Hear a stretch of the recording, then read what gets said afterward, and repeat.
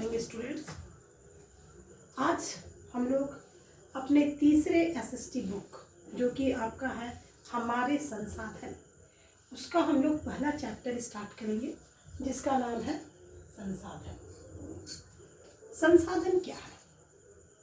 संसाधन से हम क्या समझते हैं? कोई वस्तु संसाधन कब बन जाती है? इन सारे प्रश्नों का उत्तर हम लोग आज के वीडियो में ढूंढने की कोशिश करेंगे। सबसे पहले कि संसाधन क्या है? हर वो वस्तु जिसका हम लोग इस्तेमाल करते हैं, जो हमारे किसी न किसी आवश्यकता की पूर्ति करती है, वह संसाधन है। चाहे वो पेन हो, चाहे वो साबुन हो, चाहे वो मास्क हो, चाहे वो सैनिटाइजर हो, चाहे वो टेबल हो, चाहे वो कुर्सी हो, चाहे वो टीवी हो, चाहे वो कंप्यूटर हो, ये सारी के सारी चीज़ें जो है ये हमारे किसी न किसी आवश्यकता की पूर्ति कर रही है, इसलिए ये सभी के सभी संसाधन कहलाते हैं। कोई वस्तु संसाधन कब बनती है? जाहिर है कि जब मनुष्य उस वस्तु का इस्तेमाल करना सीख जाता है तब वह वस्तु संसाधन बन जाती है। जैसे आप लोग एक छोटा सा एग्जांपल लीजिए पेट्रोलियम का। जब तक मनुष्य गाड़ी नहीं बनाया था, उसे पेट्रोल का कीमत नहीं पता था, उसे पेट्रोल का इस्तेमाल करना नहीं आता था। लेकिन जब मनुष्य ने गाड़ी बनाया और पेट्रोलियम पदार्थों से उसे चलाना शुरू किया, तब उसे पता चला कि पेट्रोलियम जो है वो एक बहुत ही आवश्यक संसाधन है, जो हमारे आवागमन के साधनों के लिए बहुत आवश्यक है।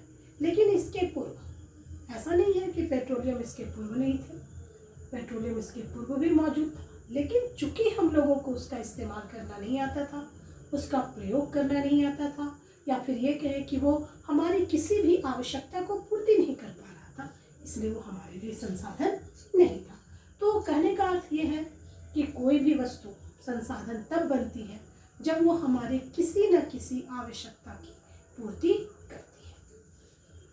संसाधन जो है हमारे घरेलू जीवन में हमेशा हम लोग देखते हैं, आसपास आपके जो भी है, आप अपने घर में जो भी सामान देख रहे हैं, चाहे वो किचन का बर्तन हो, चाहे वो गैस हो, चाहे वो खिलौना ही क्यों ना हो जिससे आप खेलते हैं, वो भी अपने आप में एक संसाधन है। संसाधनों को हम लोग 3 भागों में बांटते हैं। एक होते हैं प्राकृतिक संसाधन, जो कि प्रकृति के द्वारा दिए गए हैं। दूसरे है मानव निर्मित संसाधन, जिसका निर्माण मनुष्यों के द्वारा किया गया है। और तीसरा है मानव संसाधन, यानी कि मनुष्य स्वयं में एक बहुत बड़ा संसाधन है। प्राकृतिक संसाधनों के बहुत सारे प्रकार हैं, इसलिए इस पर हम लोग चर्चा अगले क्लास में करेंगे। आज हम लोग देखेंगे मानव निर्मित संसाधन और मानव संसाधन क्या है। मानव निर्मित संसाधन, जैसा कि नाम से ही पता चल रहा है, वैसे संसाधन जिसका निर्माण मनुष्य के द्वारा किया गया, जैसे कि टेबल कुर्सी, जैसे कि कंप्यूटर, जैसे कि पेन पेंसिल, किताब कॉपी, जैसे कि बाग बगीचे, सड़क, बस, हेलीकॉप्टर, जहाज, गाड़ी, बाइक, स्कूटी, ये सभी के सभी जो संसाधन है, चूंकि ये मानव के द्वारा निर्मित है, इसलिए इसे हम लोग मानव निर्मित संसाधन कहते हैं। स्कूल, घर, बाग बगीचे, सिनेमा घर, चिड़ियाघर, मछली घर, ये जो भी है, ये सभी का निर्माण चूंकि मनुष्य के द्वारा किया गया है, इसलिए ये सभी के सभी मानव निर्मित संसाधन कहलाएंगे। इतना ही नहीं, आज हमारे पास जितने भी स्मारक हैं, ऐतिहासिक स्मारक हैं, वो भी सारे के सारे मानव निर्मित संसाधनों के अंतर्गत ही आएंगे। इसके अलावा जो दूसरा एक प्रकार है हमारे पास है, वो है मानव संसाधन। मानव, देखिए, मानव अपने आप में एक बहुत बड़ा संसाधन है, क्योंकि किसी देश की जनसंख्या, उस देश की जनसंख्या का कितना प्रतिशत युवा है, कितने प्रतिशत लोग पढ़े लिखे हैं, शिक्षित हैं, कितने प्रतिशत लोग हैं जो तकनीकी ज्ञान को रखते हैं, इन सारी चीज़ों से उस देश की जो है वो एक कहिए कि रेपुटेशन बनता है, या फिर उस देश के विकास के लिए रास्ते खुलते हैं। तो इसलिए मानव को भी एक संसाधन के रूप में जाना जाता है। अगर देश में युवाओं की संख्या अधिक है तो जाहिर है कि वहाँ पर काम करने वाले बलों की संख्या ज़्यादा है और हम कोई भी काम बहुत आसानी से कर सकते हैं बनिस्बत वैसे देशों में जहाँ पर की जनसंख्या बहुत कम है, जहाँ पर की युवाओं की जनसंख्या बहुत कम है। जैसे यूरोपीय देशों में ये समस्या आ रही है, वहाँ पर जो है अब युवाओं की संख्या घट रही है, वहाँ ज़्यादातर वृद्ध लोग हैं। तो हमारे यहाँ के जो है युवा वो नौकरी की तलाश में वहाँ जाते हैं और वहाँ पर काम करते हैं। तो ये भी तो एक बहुत बड़ा संसाधन के रूप में उस देश में काम कर रहे हैं।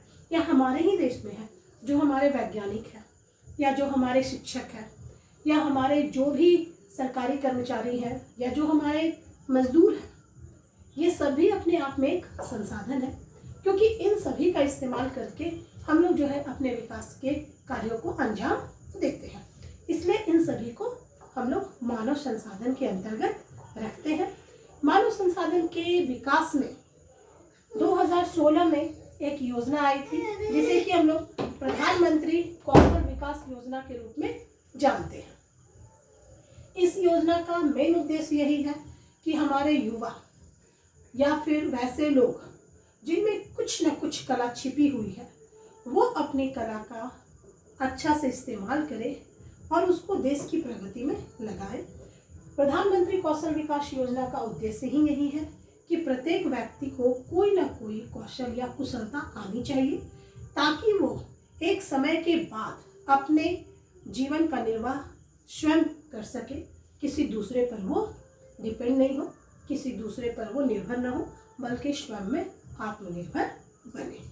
तो आपका जो ये पहला चैप्टर है इसमें संसाधन के 2 प्रकारों पर हम लोगों ने आज चर्चा की है, मानव निर्मित संसाधन और मानव संसाधन। अगली क्लास में हम लोग ये देखेंगे कि प्राकृतिक संसाधनों को कितने प्रकारों में बांटा गया और वे संसाधन कौन कौन से हैं और उनका हम लोग किस प्रकार इस्तेमाल करते हैं। आज के लिए इतना ही, बाय।